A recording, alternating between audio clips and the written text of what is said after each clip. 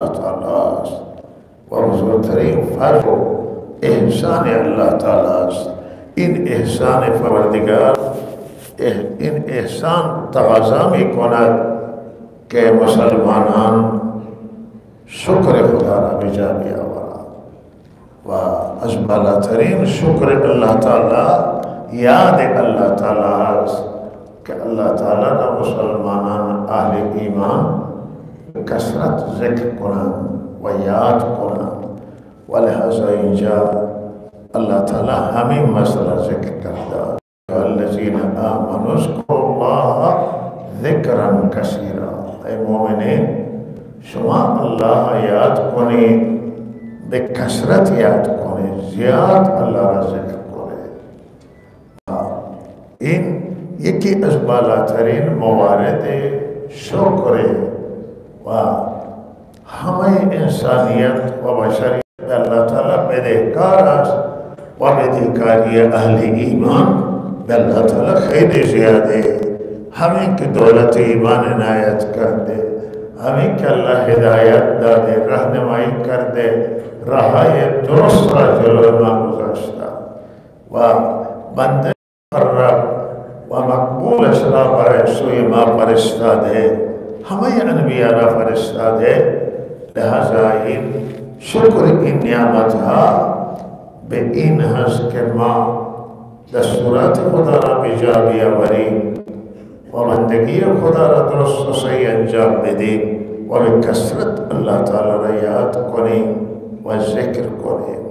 तवज्जो दाश्ता बाशिद के जरूरत हम याद शो कि हिच इबादत तेरा अल्लाह बेकसरत दस्तूर न दादे के बेकसरत नमाज बखोनी बेकसरत रोज़ा बेगिरी बेकसरत ज़कात बेदी हज बेदी व बकीरा दस्तूर दादे शुमा अंजाम बेदी। अम्मा बेज़िक्र के मीरे से अल्लाह बेगे ज़िक्र बेकसरत अंजाम बेदी। चो ज़िक्र वगाने के इबादत खैली आसानी शायद या मना दारे के सब तहारत दाश्ता बाशे, रूह क़िबला बाशे, वज़ूद दाश्ता बाशे, जनाबत न बाशे, गौसल दाश्ता बाशे, तहारत ना हिच शरायत न दारे, हिच वक्त हम न दारे।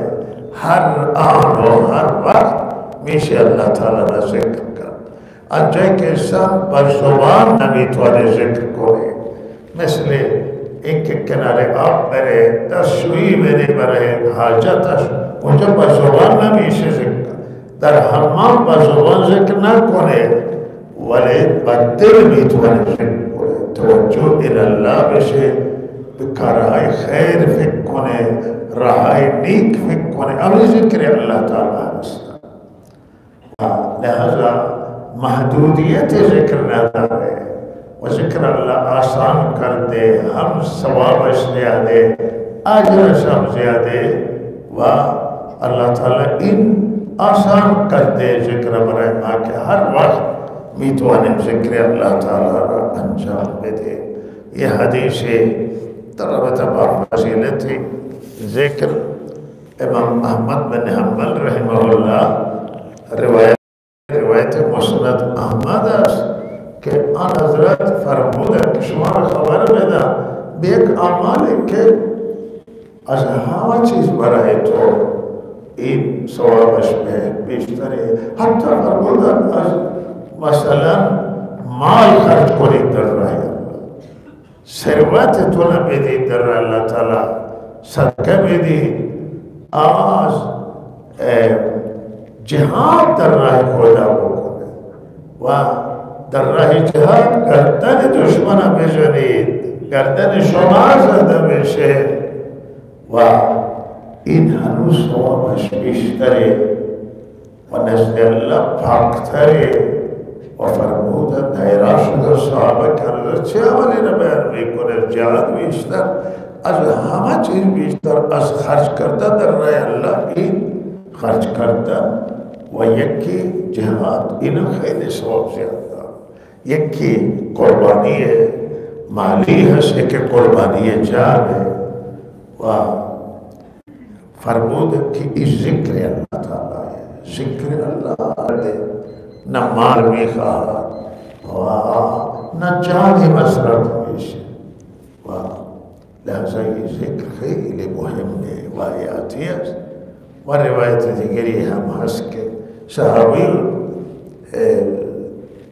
از آن حضرت درخواست کردن که من یک چیزی بگو که من انجام بدم و گفت که دستورات اسلام و توصیه ها در دین اسلام فراوانه. یک چیزی که یعنی جامع باشه، یک چیزی یعنی خیلی محضور سودمند باشه. آن حضرت فرمودن که شما همیشه رطب اللسان باش به ذکر الله تعالی، یا زبان تو تر میشه به ذکر الله. ایسا که ذکر الله رو تر بکنه زبانش تر میشه، زبان فعالیت میکنه، کار میکنه و لحظه ای خیلی. و یکی را گفتن که شما به حالت ذکر، دیگری را توصیه کردن فرمودن به حالت ذکر از دنیا بری، ذکر بکن وقت که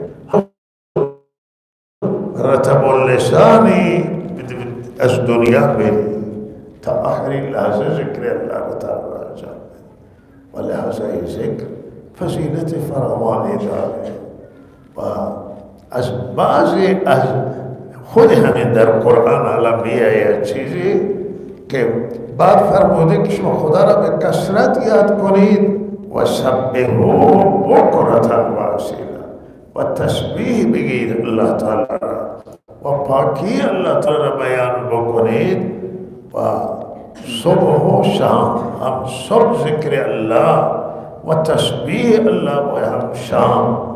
اینا بعضی میگه سبحوه بکرة و اصیلا یعنی تمام وقت و تمام زندگی. و اینجا که صبح و شام الله تعالی نام برده، این خصوصیتی در ذکر صبح است و شام. ذکر صبح و شام نماز شامله، چرا که نماز صبح بالاخره بکره و اصیل همه نمازهای شب از ظهر گرفته تا عصر و مغرب و عشاء هم شامل میشه و اینها و هم ذکرهای دیگر که انسان انجام بده علاوه از نماز، تلاوت قرآن عظیم و شان انجام بده و سبحان الله و بحمده بگه، سبحان الله و الحمدلله و لا اله الا الله والله اکبر و تمام این اذکاری که آمده، درود شریف، استغفار، دعای، همه اینها در ذکر الله تعالی، ذکر صبح و شام. و خصوصا فضیلت ذکر زبانی یکی همین از سحر تقریبا شروع میشه، ولی بالاخره بکره اینجا جو فرموده از بامداد طلوع بام تا طلوع آفتاب، این وقت که نماز صبح هم برگزار میشه. ذکر خیلی فضیلت داره که اگر انسان بشینی و ذکر کنه و تسبیح هایی که جبران کننده هم اینا را بخونه، مثلا فسبحان الله حین تمسون و حین تصبحون تا آخر اینا بخونه، یا سبحان الله بحمدی عدد خلقه و رضا نفسه و زنت عرشه و مداد، اینا تسبیحت جبران کننده. سبحان الله عدد ما خلق في السماء، سبحان الله عدد ما خلق في الأرض، سبحان الله عدد ما بين ذلك، سبحان الله عدد ما هو خالق. و اینها تسبیح یعنی خیلی عظیم و بزرگ. این تسبیحات بخور جبران بشه و درود به کثرت خوانده بشه، این همه ذکر پروردگار. و فرموده شما از باغ بهشت که گذر میکنید بچرید. گفتم باغ بهشت چیه؟ و گفتن که مجالس ذکر و حلقای ذکر، چریدن در اون اینه که انسان خود را توی مجالس ذکر و محافل یاد خدا و جایی که تذکر خداست، عظمت الهی بیان میشه، شما توی جلسات شرکت کنید و الله تعالی من و شما را به من شما توفیق عنایت کنه و و فضیلت ذکر بی حد خیلی زیاده. افسوس میکنیم که الله اینطور آسان کرده و ذکر گذاشته است که در همه حالت میشه کرد و سختی هم نداره، مشکلی نداره و ما متاسفانه توفیق نداره و بی توفیق اجر کم میشه، ثواب کم میشه و واقعا جای حسرت، جای افسوس و بسیاری بندگان موفقان که با این ذکر توانستن بهشت بخرا از الله تعالی، رضامندی الله را حاصل کنند و این رحمتایی را که الله اینجا ذکر میکنه نصیبشون بشه. هو الذی یصلی علیکم و ملائکته، و این پشت سر ذکر الله این آورده که الله او ذاته که درود میفرسته، یعنی رحمت نازل میکنه بر سر شما و فرشتگانش بر سر شما هم درود میخوانند، یعنی دعای رحمت میکنند و استغفار میکنند. وقتی درود به فرشتگان نازل میشه به مؤمنین که مؤمنین درود میگن و فرشتگان میگن و معنی دعای رحمت هست و دعای مغفرت و وقتی که به الله نسبت بشه معنی نزول رحمت الله، رحمتش را نازل میکنه. الله نازل میکنه رحمتش را بر سر شما و فرشتگان برای شما دعای رحمت و دعای مغفرت میکنه. یحملون العرش و من حوله یستغفرون للذین آمنوا و یستغفرون جهدا لمن فی الارض، برای همه اهل زمین دعا میکنه. اونجاست که برای مؤمنین دعا میکنه و همین این درود فرشتگان همین دعای رحمت هست. میگیم خدا و فرشته برای شما را یاد میکنه، الله بر رحمت هست و فرشتگان دعا و استغفار میکنه برای شما. این در نتیجه یاد خدای. وقتی شما خدا را یاد میکنید الله شما را بر رحمتش یاد میکنه، فرشتگان بر شما دعای رحمت میکنن. چقدر این عظیم و بزرگی که الله ما را بر رحمتش یاد کنه. فاذکرونی اذکرکم، فاذکر شما را یاد میکنه، من شما را یاد میکنم، یعنی بر رحمتم یاد میکنم و شما را یاد به خیر میکنه، تذکره بندگانش را میکنه. واشکرولی ولا تکفرون لیخرجکم، الله رحمت نازل میکنه تا در اثر این رحمت شما را خارج میکنه از تاریکی الی النور، بشه روشنایی، از تاریکی های گمراهی و جهالت و آلود تاریکی های ذنوب و گناه و اینها شما را خارج بکنه به طرف نور هدایت، روشنی هدایت. الله شما را از تاریکا بیرون میکنه به طرف نور میاره، هدایت شما را افزایش میده، ایمانتون را افزایش میده، قلب شما را روشن میکنه و دید روشن به شما مثبت عنایت میکنه. و این عرض کنم که در نتیجه این درودی که الله نازل میکنه و رحمت بر بندگان و یاد تأثیر یاد الله تعالی همینه که بندگان از تاریکی بیرون میکنه و به سوی نور میاره.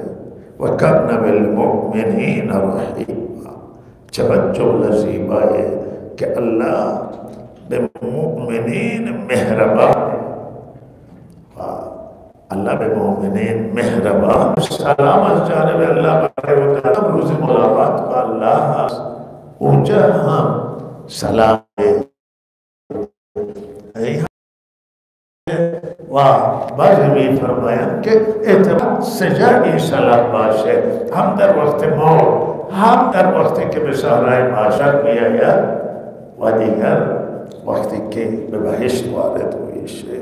و چقدر این سلام الله تعالی، این خوش آمدگویی الله تعالی که وقت ملاقات انجام میگیره و این سلام هست و اعد فرشتگان هم سلام میدن اونجا و اعد لهم اجرا کبیرا و الله بعد سخت است برای مؤمنین اجر بسیار بزرگی و اجر بسیار زیبایی و اجر کریم بهشتی که الله تعالی برای اهل بهشت آماده کرده و روز قیامت اونها را با بهشت پذیرایی میکنه.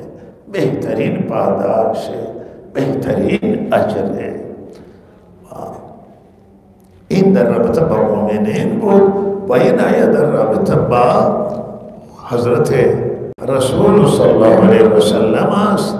یا ایها النبی انا ارسلناک شاهدا، مؤمنین تا یاد کرده و بعد آن حضرت را یاد میکنند و صفات زیبا و بلندی اینجا الله تعالی در حضرت داده این صفات تذکر میکند. یا ایها النبی، ای پیامبر من و ای پیام رسان و ای فرستاده، انا ارسلناک شاهدا، ما شما را فرستادیم که شما شاهد هستید.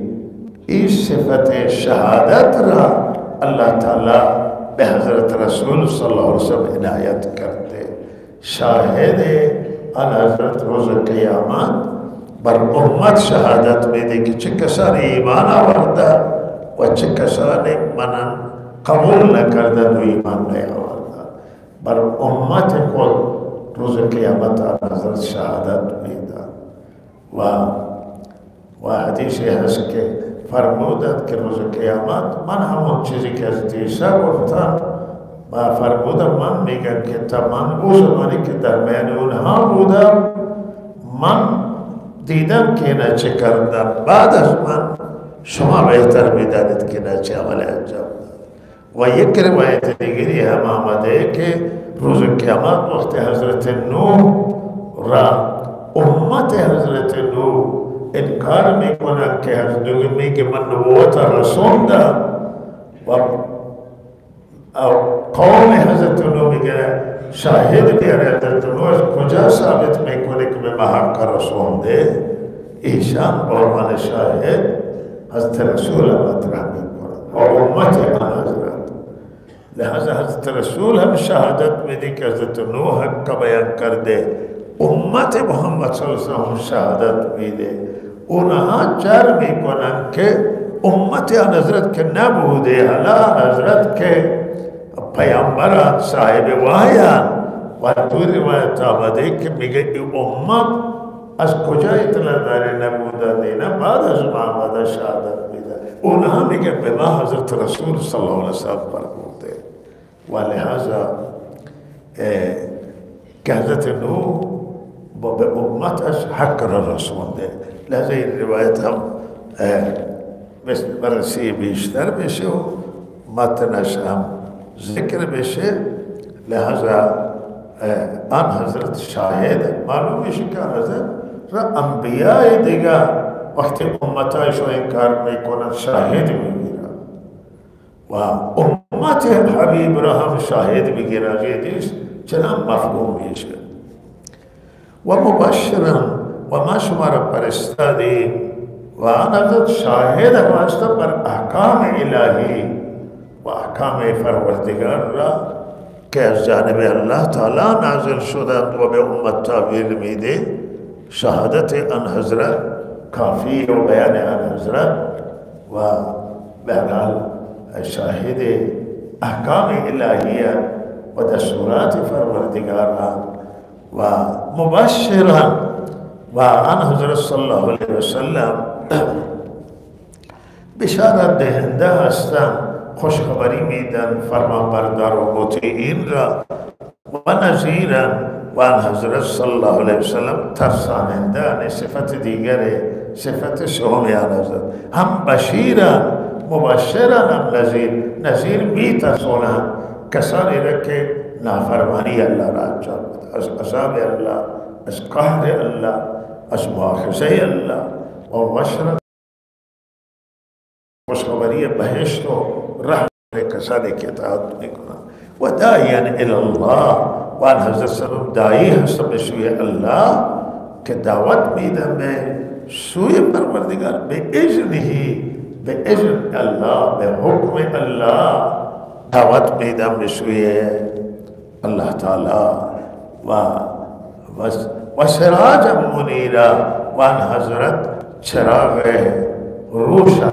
سراج اور چیزی رو میگن که روشنایش خیلی زیاد باشه و لحظه خورشید الله سراج فرموده که خیلی روشنایش از ستاره بشیر بشارت به مؤمنین انجام بده.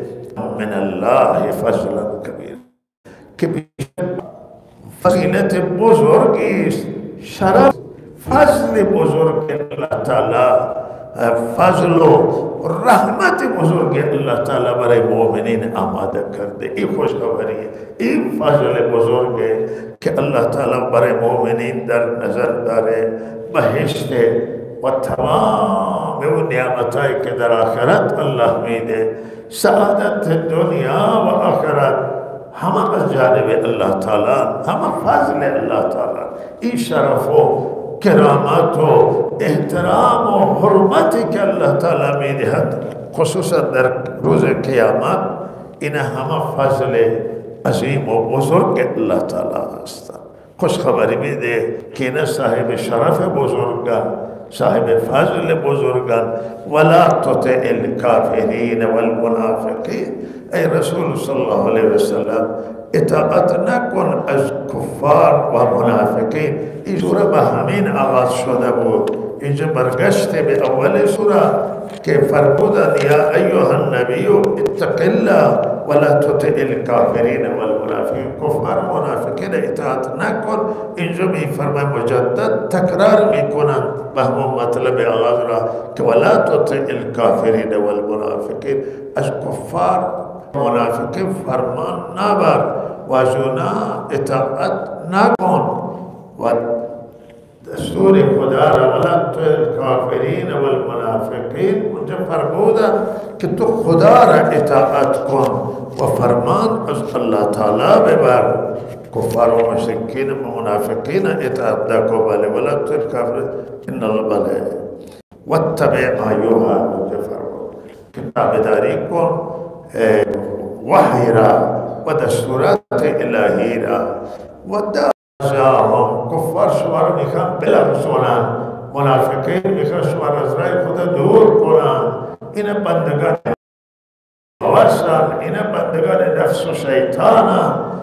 شما را به سوی تاریکی و فرامی خوانم و ازاهم و بگذار اذیت و آزار شما. لحظه این اذیت و آزار اونها در گذر باش و صرف نظر کن. و اذیت و آزاری که میرسونند شما برانگیخته نباش، مشتعل نباش، تحمل کن، یعنی صبر کن. و توکل علی الله و توکل بر الله تعالی بکن و اعتماد بر الله تعالی بکن. و اگر اسباب دنیا کامل نباشه و اگر شما دستتون خالی باشه و امکانات کافی در اختیار شما نباشد، شما نگران نباش و اعتمادات را بر الله کو. اگر اسباب هم است بر اسباب اعتماد نکن، بر الله اعتماد کن. و توکل علی الله. معلوم میشه که علاج دشمنان توکل بر الله و صبر. بلا ان تصبروا و تتقوا لا یضرکم کیدهم شیئا. صبر و تقوا صبر و توکل بر الله تعالی اینها کلید فیروزی و شما توکل بر الله کن و خیال مکن که اینا را از دست میدی وضعیت چه میشه، حمایت اینها را نداری، حمایت کفار و حمایت منافقین. و کفا بالله وکیلا، و کافی است اللہ تعالی از لحاظ کارسازی. اللہ بہترین کارساز ہے، اللہ بہترین وکیل شما هست. بر اللہ اعتماد کن، کار شما را اللہ می سازه و مشکلات شما را اللہ حل میکنه و نقصان و تهدید دشمنان را از سر شما اللہ تعالی دفع میکنه. او را وکیل بگیر. و بله اونجا سوره ابتدا هم همین بود که و توکل علی الله، اونجا هم همین فرمود و توکل علی الله و کفا بالله وکیلا. اونجا هم این همین جمله و توکل علی الله و کفا بالله وکیلا، اینا همون جمله را تکرار کردن. معلوم میشه که خیلی مهمه. نقطه مهمی است که در مقابل دشمنان تابعداری اینجا فرمود واتق الله یا ایها النبی اتق الله ولا تطع الکافرین والمنافقین واتبع ما فرمایو الیک وتوکل علی الله. و این توکل بر الله بزرگترین سلاح ہے و بزرگترین حفاظ ہے و به الله فنا بردن. الله بهترین کارساز ہے. امروز یک چیزی که واقعا مایه یأس و مایه بسیار ناراحتی همه جهانیان شد. تمام انسان ها و همه ملت ها یہ دنیا کی خبر شنیدن واقعا برآشفته شدن و همه ناراض شدن. این قطعنامه‌ای که در شورای امنیت در سازمان ملل در دست بررسی داشت و در شورای امنیت برای آنکه این جنگ متوقف بشه و آتش بس اعمال بشود در جریان جنگ اسرائیل با حماس و غزه و امریکایی ها این امریکا ویتو کرد و بریتانیا به رای ممتنع داد، بقیه رای مثبت دادن.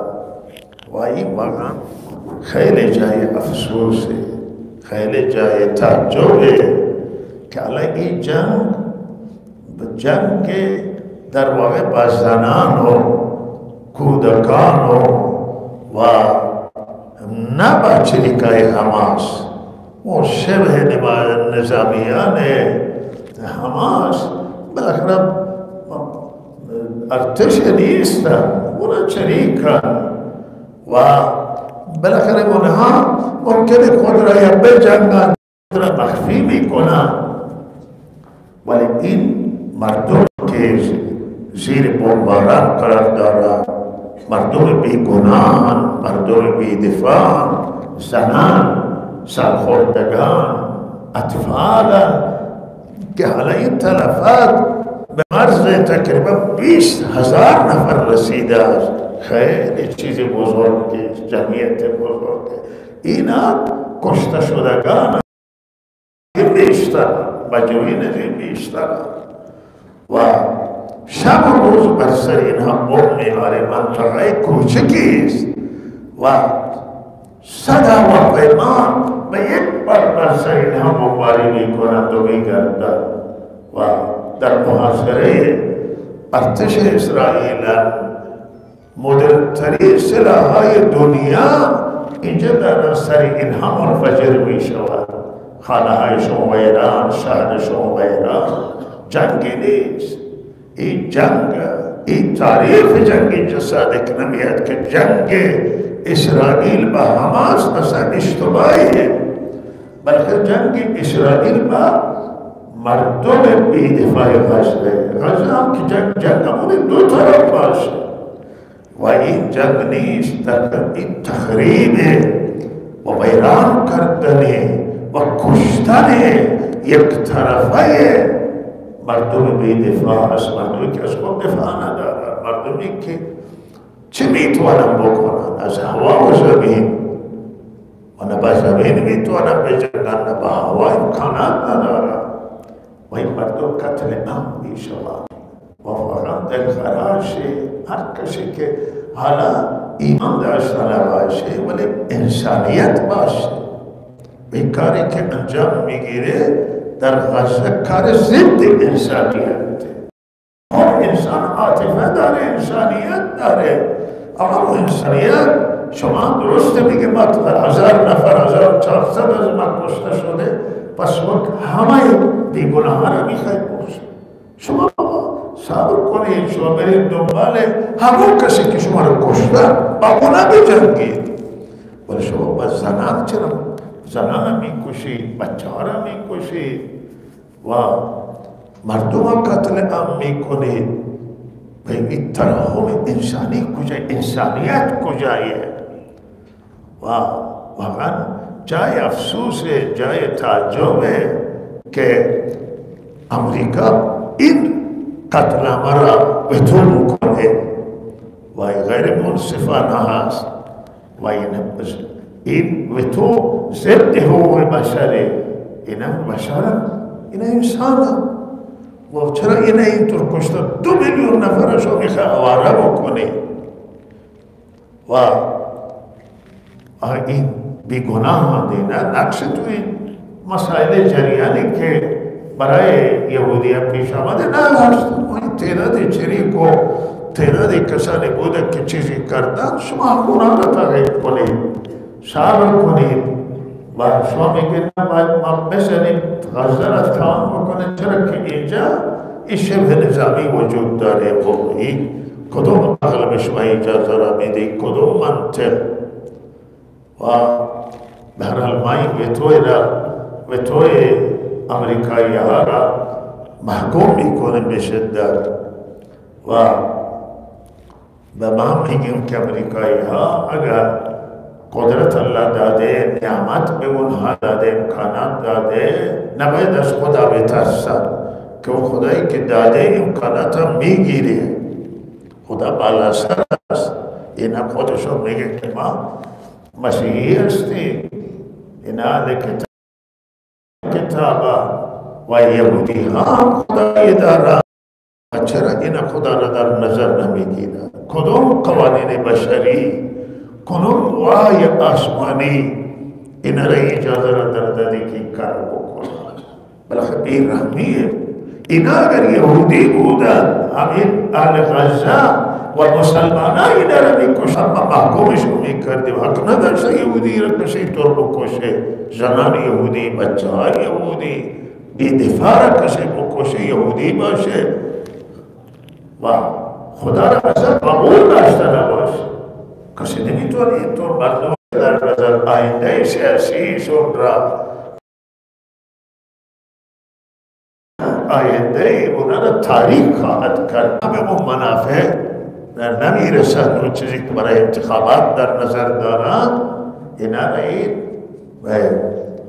شکست خواهد داد. چرا ظلمه، هر کسی که ظلم بکنه وعده خدا هست که خدا توی دنیا میگیره. این ظلم کرد، ظلم اگر مسلمان بکنه خدا میگیره اونا و ظلم اگر غیر مسلمان بکنه هم میگیره. و چیزی که الله میفرسته رحم، ترحم، انسانیت هست و انسانیت مهمه.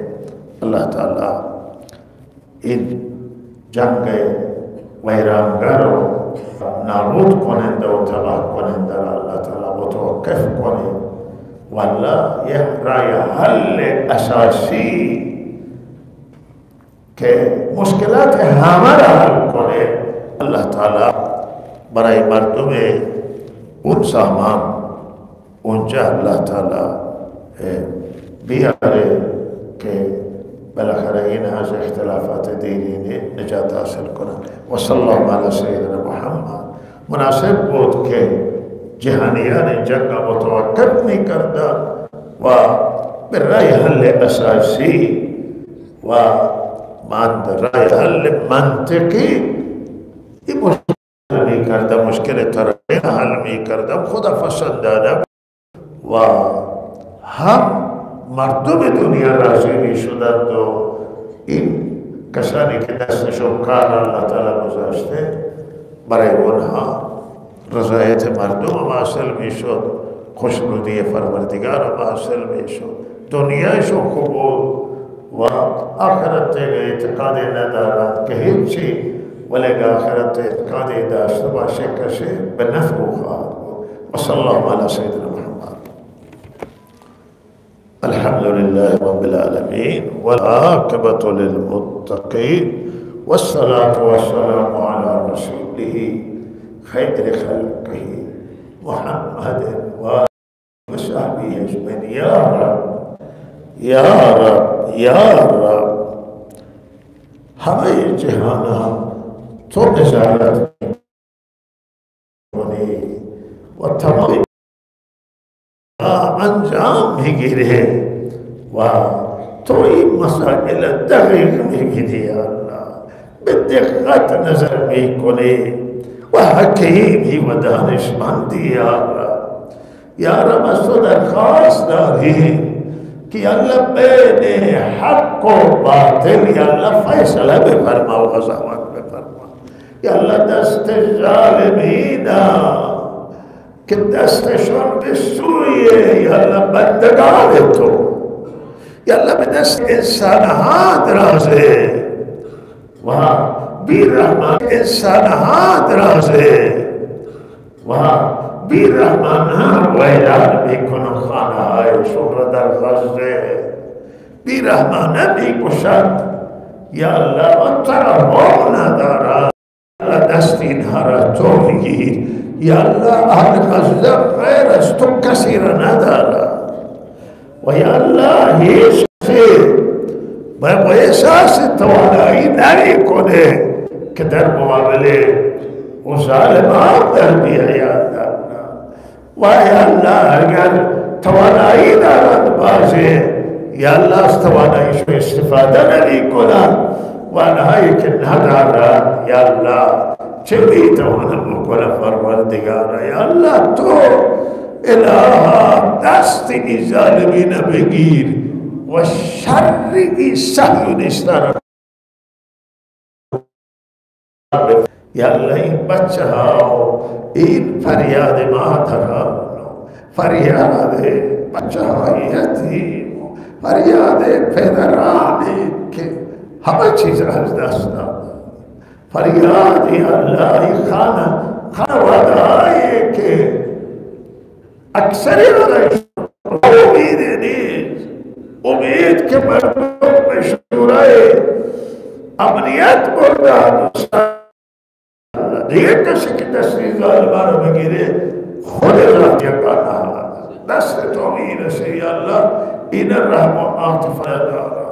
یا الله دست ظالمین بگیر و ظالمین به سر جایشون بنشان یا الله، به مجازات عملشون برسان یا رب.